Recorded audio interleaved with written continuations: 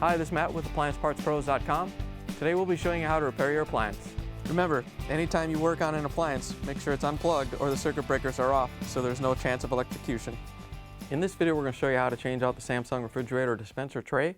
It's going to be a very easy repair and should only take a few minutes to show you how to do it. If you already have one of these, great.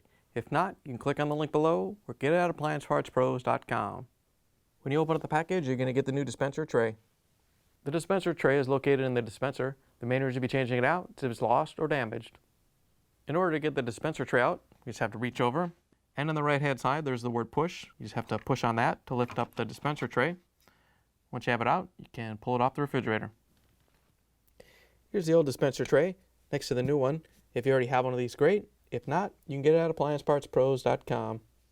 To put the new dispenser tray in, we just have to line it up with the opening and set it straight down. Once you have it in place, you can plug the refrigerator back in and take it for a spin. Thanks for joining us for another successful repair brought to you by AppliancePartsPros.com. Check out our other repair videos on our site, Facebook, and YouTube.